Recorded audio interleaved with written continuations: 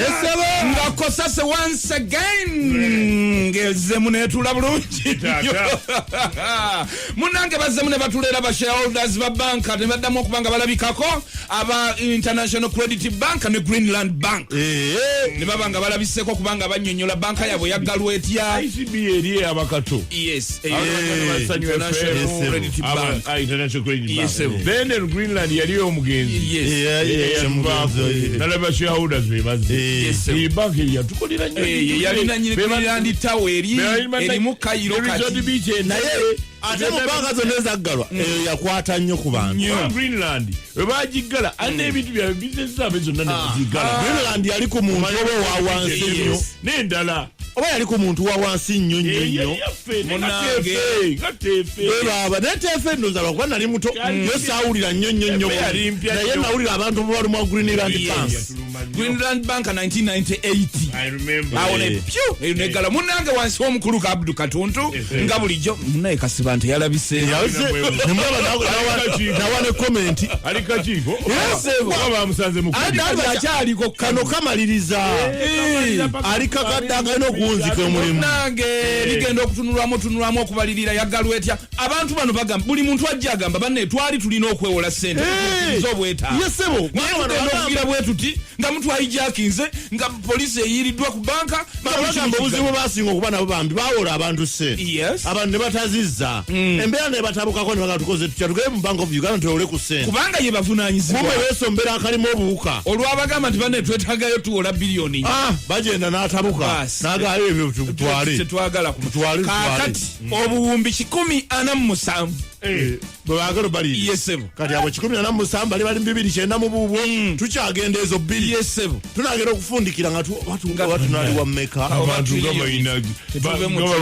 babanjani Bank of Uganda anti olubaba babanja Bank of Uganda babanja Bank of Uganda babanja government yegwe nange baduliko bongeza OTT nga bongeza n'ebirala nga sente bazijja Katonda wange senyabo ne seba awuliriza aliyo togamba mu babanja muntu kino bagenda bagenda asobola okubonerezebwa naye ffe tugenda okusasula sente zino mu mbeera gye tutamanyi naye ng'etunyigiriza kubanga tojja kumanya oyinza okwesanga ne otityo musaawo tulina ebbanja lyetusasula sente bamanja anete togenda kuwabanya nga gwendawusi bakumanya nze naawe nekidomoole n'omuntu n'olwekiruka abanye tuli bangi tusasulira wamu ate mugubi nga tetumanyi tuyawusasula ffenna obukadde anamu obubwo bw'abannayuganda obukadde anamu obubwo bw'abannayuganda ffenna tugenda kusasula ale bagamba kali banka naye abalina osasula katuziguleze banka anti era baba balina oliri ziri losezi ebizimbe byabwe ebiki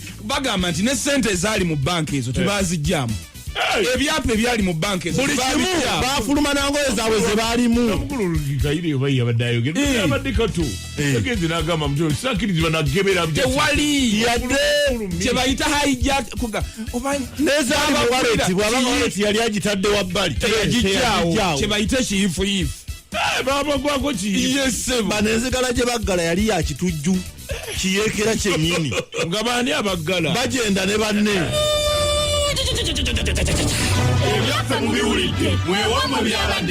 Stanbic Bank, moving forward. Stanbic Bank elabirirwa banki enkulu ya Uganda.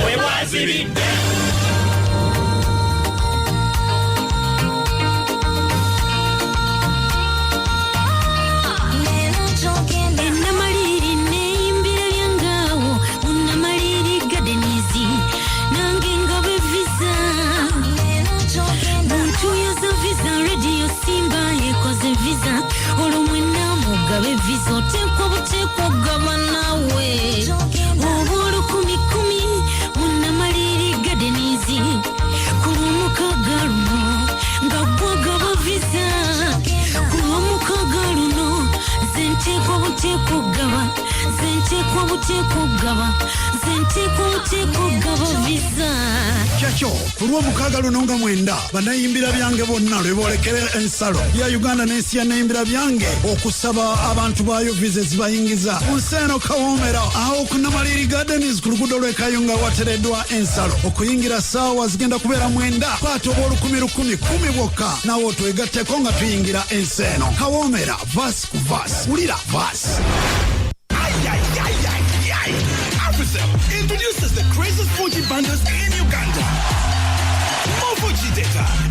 cheapest price ever. Get 2 GB weekly and 10,000 shillings. Or 3 GB monthly at only 20,000 shillings. Pick your free 4G SIM card for your 4G device at any Africell store to enjoy our crazy 4G bundles. Dial star 133*2# for more 4G bundles.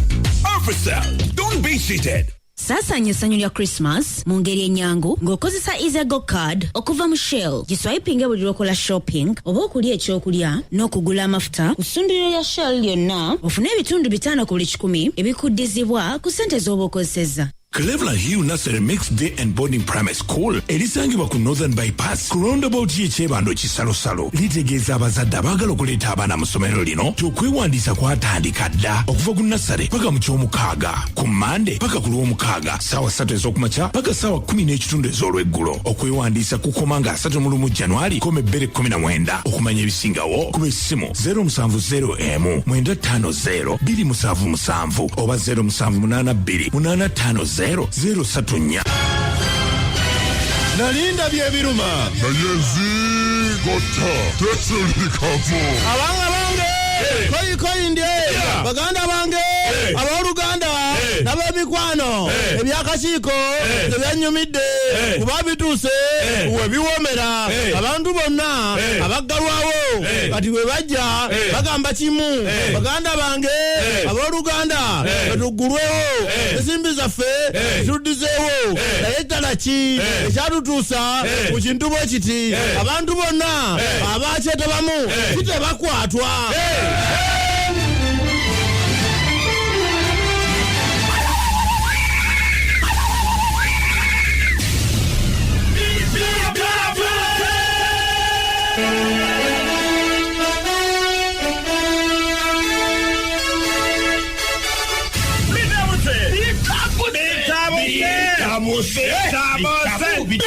New White Star Magic Mount Active Premium White Detergent sabuni w'obuwunga akolebwa Bidco Uganda Limited mukoza alimo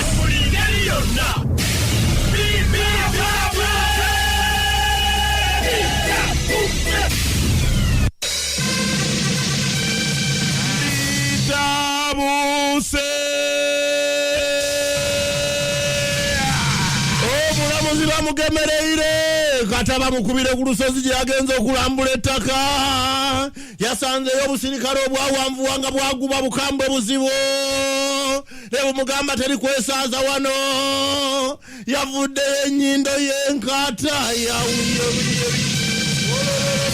Kino bannange minisita wa faana mukwano gwaffe Kiwanda kwegamba minisita yatuwalizima gitaddemu obubadi tobulabanga awadde ensonga ze ziri wano wammanga n'agamba munnaye kimpaazeko kata Rolex like zibalemye okuba zimaketingibwa kaakati atandise okuleeta ate ekintu ekipya abawala balina figa n'obubi n'obunene bannange mwe mugenda okutunda Uganda wawalalalala abakugu batandise okweraliikirira nga bali mu kutya okw'amaanyi bagamba kansa yeeyongedde nnyo bannayuganda naddala abatiini tebamanyi kyakola kati bagamba buli kintu kati kye balaba kireeta kansa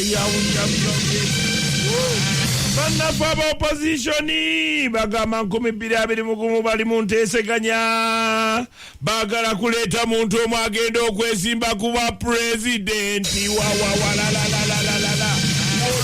President Museveni uno yatumaze okulaakulanya eggwanga lino wawulira bino batongozaayo langi bwe bagisiiga ku kisenge buli nsi lyesembera okumpi naye enogo kabunogo sineefa agambye agala wangaale ne bannayuganda emyaka egisukka 5 okuva kati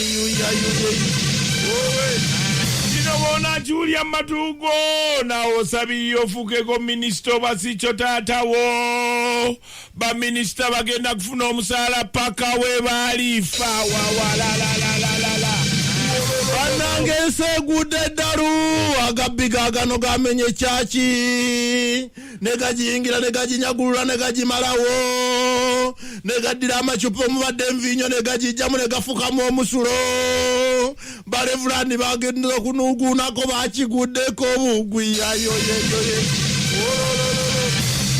abaana be Makerere mbadde mbasaba ne sekusaba yenna mutuviire ku digiri ya Benacho wawalalalala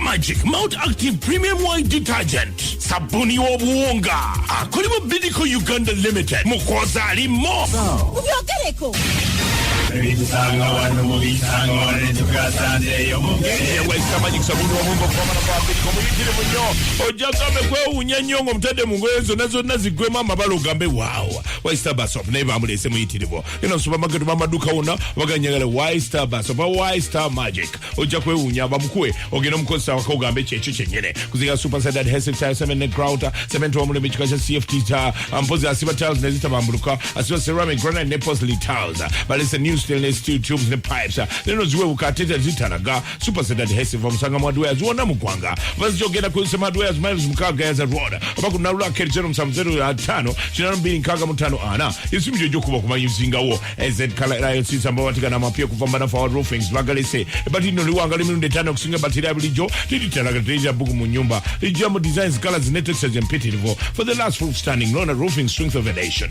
0800 binya 0 M00 esimu gyo kuba kumanya nsingawo Yoluwa Properties Limited company atunde taka ne plot ezebyapa byobwananyini eteka mu sente mu Zurubabeli Maya musawa fesembayo era bagamba mutino plot zaffe ziri mu bitundu nga Gayaza Kiwenda Matuga Bajjo Bombo Mukono Mpije Busiga Zirobe Semutona awalala wangi beyi eyo eja mu nsawuyo ate nga n'ekibanyampola bambi kikkirizibwa basanga empeera records Kizimba kya Luba House osobola n'okuba ku ssimu 0773 25 07 okumanya ebisingawo weefuna ettaguno omwaka 19 obeere ng'oteredde bulungi nga tewali agamba Silvio Namono Nalongo lyota agamba Tampozi Salongo tubabuuza ku munaffe Bestman Jose anenyaga n'okubuuza ku mpozi omulangira Kayondo Mike ozukuse naffe bizenga na babaja natugamba otya Sofina Loa Plus ku mabesti n'enkubuzizaako Mama Wende n'enkubuzizaako ng'olisa izeri mpozi ekiwatule ogamba otya kwagala mpozi Juli webalikuliza lubogola bonna bagamba batya bawuliza lubogola sima from the diaspora bana edijali jaberi kulikayo najo badde nawe nkubuzizaako ng'oli eri ebungereza mwena tubakoneramu tino muli babode nnyo abange itina ye chachi yarete nako maje majiga kusiwajana bana olwaliro talesita mikolo gigenda mu maaso bantu batandise okubeera abamu bagiwakanya bagagiti gikwende gina makulu bw'abanga awakanya ate nga mubaka atwale egundi mu parliament bayimirize bagijjewo ate teffe atugambira kifa abantu ba bulijjo abange kiri wano Justice James Ogola ye chairman wekuzimba church yavude na yasanguza nagabane twagude ku kyocha waffe eri musami abugwe central ababbi bazze ne bamenya church ne bayingira ne basooka babbamu buli ka center akabaddemu ne bakamala ne bakakana ku byambalo by'abalabirizi n'abashi ne babigatta ne bateeka wali ne batwala manyi bya bbeeyi ebyambalo ne bakakana wali wabbali ne bakakana ku ota wayini yenna yabaddewo ne bamunywa ababbi tetugaanye ne bamunywa ne bamutulula ne bamunywa mbu yagamba ndi bafunye obudde obutula wali ne banywa wayini nga beekulisa yesebo ne bawandiika n'akabaluwa nga bagamba ki wayini ekika kino mumugula watuno ne yokko tebalina sibirabo byonna bibaguddeko babututte bonna obwo tebabwogera ekyasinza okuluma omuntu ono bantu bano kumaliza kunywa wayini abasaanula munda ne bafuuyisa mu macupa andi banywedde wayini ne bateeka mu yulini agawayini ne bazza wali wennyini bajjemu wayini bassa mu yulini kakati omukebezi mukama katonda bakube balaya era ekyo ekisinza okumuluma mu nyumba ya mukama abo abalabirizi bwe bazze Reverend tebategedde waliwo natesitinga wabaawo atesitinga waliwo bukadi mbubazze ne bagati babbye kasaba atulekeddemu wayini chief tester n'akwata n'atandika girugali nga zaabadde ziyisewo ennaku nga mmeka wayini azeeko n'olwovu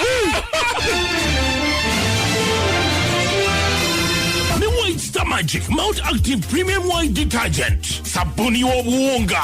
Akolebwa Bidco Uganda Limited. Mukoza alimo. Namagezi ategeere. Omusiru asiwanyedda. Kazi wa munana katukwele sehemu yo kumacha tukena masara bensangano mudo Julia Simanyi. Good morning.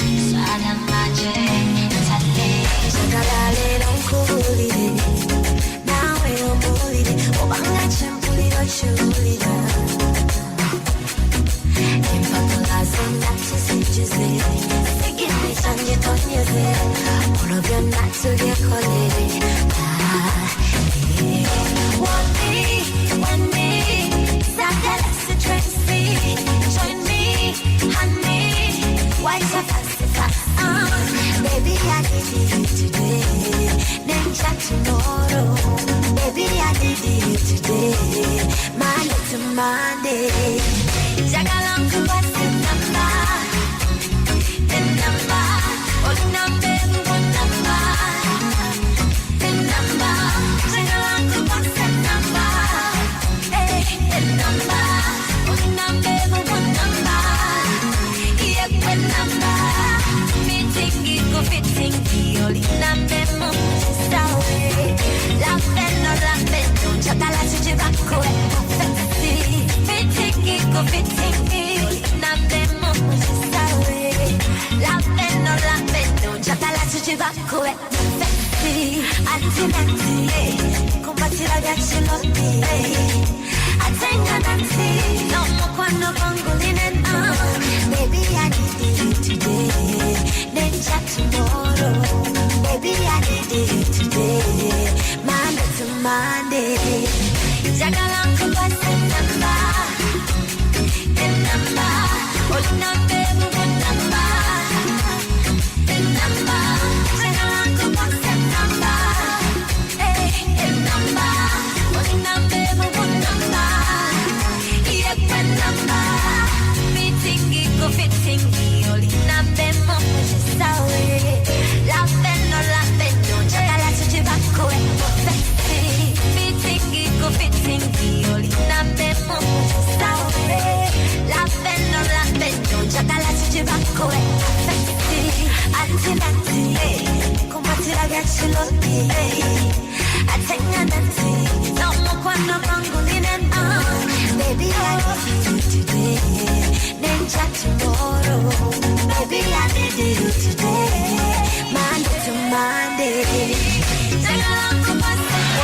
Goma mbeja mlamba Irene Talaka ime namba beautiful kome bel kumina mwena mtanse bulungi tulo tubuzedi chikazigenze mutano kwele sample za tema yo kumacha ninyo James ya ninyo tuwa mauli of course jamuri ya kwemu pile jakulite mpopuleza mwale kusa nune kunyaja kwanga ingirao echido chuli anga chale tukenda kuumula mtu jakumanga tuongede mulungu nao tulio gambe oh my god atema nungaba zena nkuma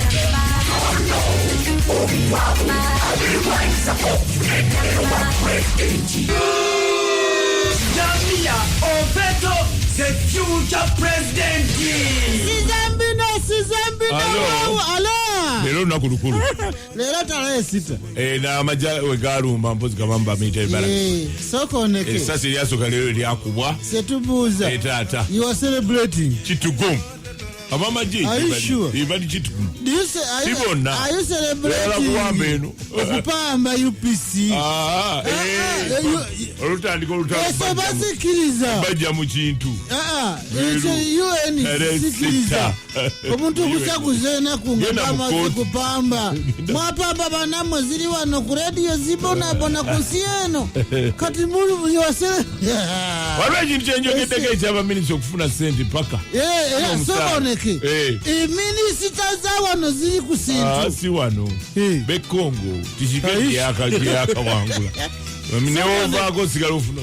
Na yera nafe wana idea tumuguze. Never the nude. Tumuguze idea very nice. Kubanga singazi kuwezasu bizande president wekava ako. Muzikulila helikopita muziwe nyumba singa mchapa nizavako. Amina. Kusiye. Au zinaluli. Na sufi naluli mulu. Nazina lianga zitongoza.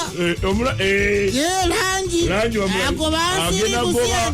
agenda kuba ensiri omusinga myaka ebiri. Sofi noni yako tulaba bansiri asobole kugenda. Simanyi mufundu. Tosira. Sofi, I'm looking for you. Sebo. Nzagala otumonyole. Kati muwadde contract fako. Lwaki. Hate muzika amandi abobo bina zigende kunaka. Mukulu Kiwanda yagambye kati ayagala ku marketing abawala balina bifiga byabwe ebirungi. Yes. Bano kati nga olaba ba Stacey Amayanja. Nwaji. Naye amayanja Fabiola abalina ebigundi byabwe. Abazungu bajinga bwe balengera bagamba. Wonderful. Bano balina figa za. Tuwa kati zigenda. Tufa Rolex zo kazo. Kati tuwa bagenda zigenda kubera kabozi. Tuwa kabozi tuwa of Uganda. Goma mayina ejifiga ontwala. Bali yana bona tubeta. Ani silibwe. Kati atengo wechitegi bamutwalira. Kati zitono mulezi. Nika. Yafaku bazisabera listi yona. Listi aliwa ya Bobina. Wait, what this? The investor. Enjiri ennongo seme ya binsanga wano. Nga bwewandikibwa mu bitabo byaffe ebitukuvu eby'amawulire. Olwaleero evudde mu kitabo kyaffe bannange ekyetukuvu ng'egamba mwana muwala mpozi gwe bayita Mwima yaliko Miss Uganda yetwogera kati yafumbirwa muzungu ali ebweru alina n'abaana 3. Yageze ku social media n'alyoka ajjayo ekigambo kye tubadde tetumanyi bulungi yadde ffe abamu tubadde tukimanyi. Mutabani wasooka mwana w'omugenzi radio mamanya sengese neva kwasanguza baana babagenzi ojja kwekanga buli omu avaayo ayogera kijja nakubeetamya terukyesibaako ekyo ffe kalugende ku nsonga ya pulezidenti okukyalako ew'omutanda olunaku olwajjo n'atusuubiza totusasula ebyaffe byonna twegatiramu nga kwaya nga tugamba nti bantu ba Uganda muyogeyoge Yoweri asasude ebibanjibwa kyemanyi kyazaako okutusaba kyatugamba tuveko people power. MTN Red Best Solar etutte binsanga wano okuwummulamu goba enzikiza ne sola esinga ku bbeeyi esoboka. Nyumirwa solar power empangazi ne garanti ya myaka 3 ku Red Best Solar Systems zonna. Buuza ebikwata ku Red Best Solar Power ku dduuka lya MTN erikuliraanye leero. Sasulako deposit wa mutwalo gumu 9 olwo osigale ng'osasula sengi 7 buli lunaku. Red Best Solar Power kino kya ddala. Travel tips. Obako obunaakuyamba okutambulira ku nnyonyi ng'oli musanyufu. Bw'oba ku lugendo lw'ennyonyi oba ng'otuuse gy'olaga fuba nnyo okulondoobamu mu bantu b'onyumya nabo. Osaanye okimanye nti abantu abamu bandiba ab'obulabe. Nga bukutosibwako Fly Emirates. More miles for your money.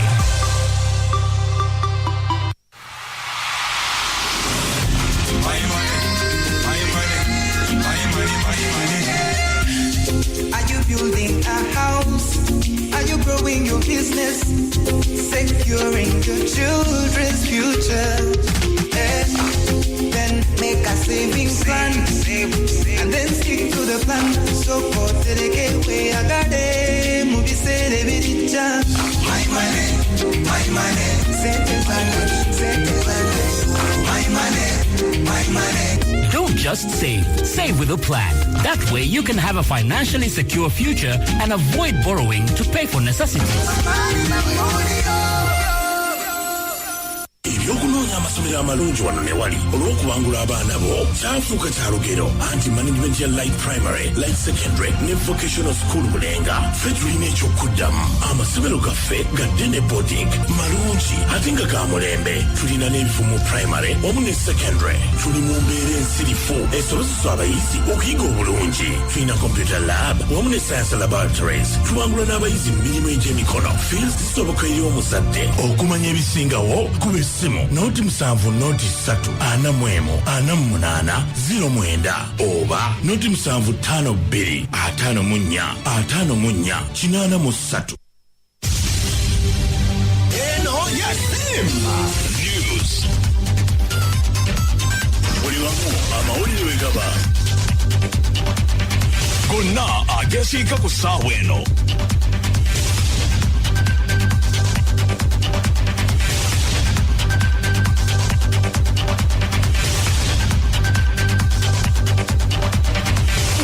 ebikozesebwako Airtel. Kyusa simukadi yo leero odde ku 4G. Awo ku dduuka lya Airtel eritunda layini weefunye GB 5 ez'obwereere. Airtel, omukutu ogukyasinze mu bya smartphone.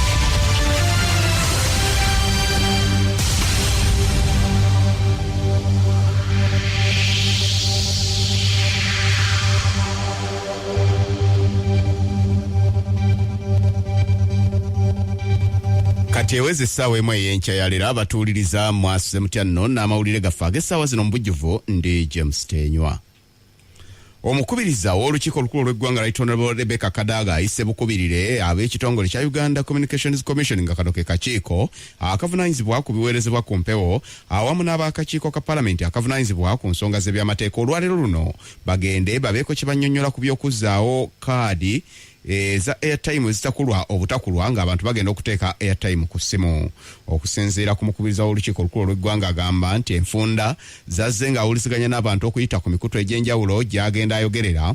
Kizudde nti ekyokuzzaawo obukaadi buno obutakulwa okuteeka airtime ku ssimu kyetaagisa nnyo ate nga kino kyalagirwa dda wabula ne watabaawo kikolebwa n'okutuuka kaakati. Kadaga yabuulidde ababaka ba Paalamenti ababadde mu lutuulo olwajjo nti bw'azze ayogera n'abantu bazze bamulaajanira naddala mu masose g'ebyalo nga bwe beetaaga ennyo bukaadi buno bwa airtime wabula ng'ate tebabulina kyokka nga n'enkola empya eya Easy Road nayo abamwe bakalubiriza nga balina nakutindiga ngendo okusobola okufuna we bateekerako airtime. Mu mwezi gwa Agusto ogw'omwaka oguyise gavumenti ng'ekolaganira wamu ne kampuni z'essimu bakkiriziganya ku ky'okuzzaawo bukaadi buno obwali buweereddwa oluvannyuma lw'obulumbaganyi n'ettemu n'ebikola eby'ettemu ebyali bikyase mu nsanja ezo. Wabula mu kkubaganya ebirowoozo ebikwaliwo wakati w'ababaka ba Paalamenti, minisita avunaanyizibwa ku by'empuliziganya y'ekikugu n'enkozesa y'ebyuma bikalimagezi Frank Tumwebaze, kampuni ez'essimu awamu ne executive director w'ekitongole kino ekya Uganda Communications Commission Godfrey Mutabaazi mu nsisinkano eyakubirizibwa omukubiriza w'olukiiko olukulu olw'eggwanga baakizuula nga kyetaagisa nnyo okuzzaawo obukaadi buno obutakulwa okutuusa n'enkola eno lw'eneegenda ng'egundiirira n'emanyika wonna. Okuva ku olwo mpaawo kyali kikoleddwa kuzzaawo obukaadi buno era nga wano Rebecca Kadaga we yasinzidde okuyita babakungu bano babeereko kye bannyonnyola. During the last week, and each time I was on radio, people were calling in to say that we still do not have scratch cards, and it's really a big problem for our people. So I am inviting tomorrow the UCC and our legal advisor so that we can find a way of dealing with that issue, because the minister says he has no powers to handle those companies. The UCC says they also have no power to handle those companies, but we can just have a situation where, disempower people. So we are going to look at that and then we can come back to you so that we improve. If there's need to change the law, we may have to do that, because we cannot just cut off our citizens from communicating. Ekiragiro kino ekyokuweera bukaadi buno kyateekebwa mu nkola ng'ennaku z'omwezi 31 omwezi ogwa Julayi omwaka oguyise, era nga ekitongole kya Uganda Communications Commission kye kyalagira kampuni zonna ez'essimu okukomya mbagirawo okukozesa bukaadi obutakulwa. Kati ate abantu abaali bannannyini migabo mu banka eya Greenland banka eyaggalwa era n'etundibwa banka enkulu eya Uganda nabo beekokkodde ebikola ebyakolebwa mu kutunda banka eno ne baga nti banka enkulu eya Uganda yeegiriisa ng'ekigotta entula n'eryoka ekola buli kintu nga bwesanze awatalina kugoberera amateeka era n'edibagana enkwata y'emisinga egyali giteekeddwawo ku mabanja agaali geewoleddwa okuva mu banka eyaggalwa. Bannannyini migabo bano babadde basisinkanya akakiiko ka Paalamenti aka COSASE nga kano ke kalondoola entambuza enzirukanya wamu n'enkwata y'ebintu by'amakampuni wamu n'ebitongole ebya gavumenti era nkati kali kugwa kunoonyereza banka enkulu ya Uganda engeri gye yaggalawo banka ez'ebyobusuubuzi eziwera 7 mulambirira.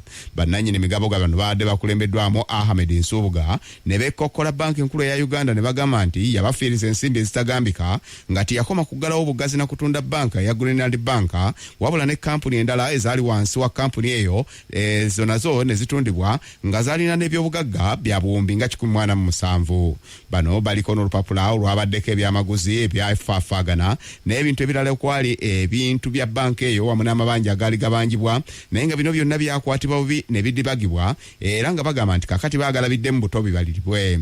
Kwebyo ebyatundibwa kwe kwali Greenland bank ey'ettabi ery'e Tanzania nga yalimu obuwumbi 38 kuno ogatteko emigabo mu Westmont UCB egyalimu obukadde bwa $10 mu emitwalo 45 saako engano kampuni y'engano yali ebalirwamu obukadde bwa 11 wamu n'ebintu ebirala bingi. Nsubuga yabuulidde ababaka ba Paalamenti abatula ku kakiiko kano aka COSASE nti bino byonna mu kukolebwa tewaliwo na ngeri nnambulukufu ey'ensimbi ezatundibwanga mu bintu bino waawe zaateekebwanga era nga n'ebintu ebimu byabalirirwanga mu ngeri yakubijja abaata n'okudibaga okulaba nti tebivaamu nsimbi zeetaagisa ate nga n'ababibaliriranga baali abo batalina bukugu obwetaagisa era nga bakozesa ne bawannyondo ba kkooti ab'ejjingirizi saako okuteekawo akawunta ezitaaliko bannannyini nga zino ziteekebwako ensimbi wamu n'ebintu ebirala bingi bye bagamba nti yenna yali vulugu. Nsubuga wano yasinziddeyo okusaba wabeerewo okulondoola obulungi n'okubalirira byonna ebyakolebwa bisasulwe okuva banka eno eya Greenland Bank lwe yatundibwa. Amount not accounted by the liquidator, Bank of Uganda, 115,433 billion. Assets of the bank, net of cash at hand as at of 31st March. Cash and cash equivalents is 3.3. That one we didn't capture. We don't know whether he took it. Loans and advances, 57. Investments in shares, 3.4. Furniture and motor vehicles, 1.2. Other assets, 2 billion. Land and buildings, 52 billion. And shares in Westmont, 23 billion. Total assets of the bank, less cash and cash equivalents, because we didn't know who took what, was 140 billion. Kaakati ate ebyo nga biriwo ebiti olunaku olwaleero eggye ly'eggwanga ligenda okuza olunaku olwatale 6 olujaguzi bwange naku z'omwezi 6 omwezi ogwokubiri era nga emikolo gino gyakubeera eri mu bitundu eby'ekitigumu. Emikolo gino gye gy'omulundi ogwa 38 era abantu 200 okuli abasirikale ab'eggye abaawummula emirimu gy'amagye wamu n'abantu abalala okuli bannaddiini abakulembeze ab'enjawulo abazannyi b'emizannyo abaatiikirivu ssaako n'abantu abalala abawera 200 lwe bagenda okuweebwa emidaali egy'enjawulo olw'okubebaza emirimu emirungi gye bakoledde eggwanga. Wabula lyo eggye lya Uganda People's Defence Forces mu bitundu eby'Emubende nalyo olwajjo lwalimaze mu kuyoyota kibuga kino okutaasa bannamubende obutakwatibwa ndwadde naddala ezo eziva ku buligo n'obunyaga. Bano bakulembeddwamu Meeja Saamu Ntungula ng'ono ye Director avunanyizibwa kuyigiriza ebyobufuzi mu nkambi y'amagye eno y'Emubende era nga Ntungula yagambye nti kino baakikoze okuzzaawo enteekateeka ez'okujjukiza abantu